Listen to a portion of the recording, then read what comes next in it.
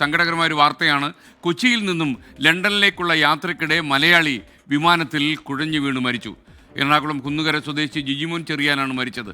ശ്യാംകുമാർ കൊച്ചിയിൽ നിന്നും ടെലിഫോണിൽ ചേരുന്നു. ശ്യാംകുമാർ, ശരിക്കും എന്താണ് സംഭവിച്ചത്? SKN മരിച്ച ആൾ ഭാര്യയോടൊപ്പം അടുത്ത ബന്ധുവിന്റെ വിവാഹത്തിൽ പങ്കെടുക്കാനാണ് കഴിഞ്ഞ ദിവസം കേരളത്തിൽ എത്തിയിരുന്നത്.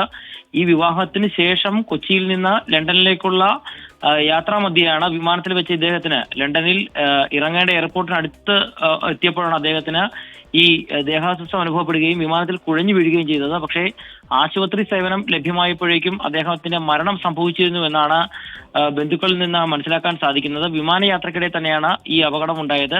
കഴിഞ്ഞ ദിവസമാണ് അദ്ദേഹം ഇവിടെ കേരളത്തിൽ ഒരു അടുത്ത ബന്ധുവിന്റെ വിവാഹത്തിൽ പങ്കെടുക്കാൻ എത്തുകയും തൊട്ടടുത്ത ദിവസം മടങ്ങിപ്പോവുകയും ചെയ്യുമ്പോഴാണ് ഈ മരണം ഉണ്ടാകുന്നത്. ഓക്കെ, തീർച്ചയായിട്ടും ശ്യാംകുമാറിൻ്റെ ഒരു വിവരം നമുക്ക് ചോദിക്കാനുണ്ടായി. ഞാൻ പറഞ്ഞത് നമ്മുടെ യൂട്യൂബിലെ പരാമർശമാണ്.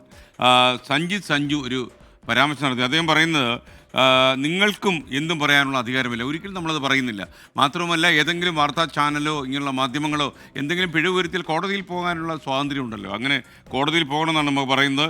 ഷാഫി കൊമേരി SKN, നിങ്ങൾ എത്ര പൂട്ടിയിടാൻ ശ്രമിച്ചാലും ചില ഞരമ്പ് രോഗികൾ പിന്നെയും തലപൊക്കും പല പേജുകൾ. നമുക്ക് നോക്കാവുന്നേ. പലപ്പോഴും നമുക്ക് എന്താ സംഭവിക്കുന്നറിയാമോ? മലയാളികൾക്ക് ഈ കേസിന് പോകാനുള്ള ഈ പൊല്ലാപ്പും അലച്ചിലും ഒന്നും താങ്ങാനുള്ള ക്ഷമയില്ല. അവർ പറയും മെനക്കെടാ വിട്ടേക്കാമെന്ന് പറയും. പക്ഷെ നമ്മളങ്ങനെ മെനക്കെടായിട്ട് എടുക്കുന്നില്ല. ആരെങ്കിലും ഇത് തുടങ്ങി വെക്കണം എന്നതുകൊണ്ട് തന്നെയാണ് നമ്മൾ പോരാടാൻ തീരുമാനിച്ചിട്ടുള്ളത്. നമ്മൾ സുപ്രീം കോടതി വരെ പോകേണ്ടി വന്നാലും പോകാൻ തീരുമാനിച്ചിട്ടാണ് ഇതിനകത്ത് ഇറങ്ങിയിരിക്കുന്നത്. അപ്പോൾ അതിനിടയ്ക്ക് സൗദി അറേബ്യയിൽ നിന്നൊരു സുഹൃത്ത് ചോദിക്കുന്നു, താങ്കൾക്കൊന്ന് ചിരിക്കാമോ എന്ന് ചോദിക്കുന്നു. അതായത് മുസ്തഫ അബ്ദുള്ള പറഞ്ഞു. ഞാനിങ്ങനെ സീരിയസ് ആയിട്ട് കാര്യം പറഞ്ഞുകൊണ്ടാണ്. ഹായ് മുസ്തഫ, ഓക്കെ അല്ലേ? അതെ.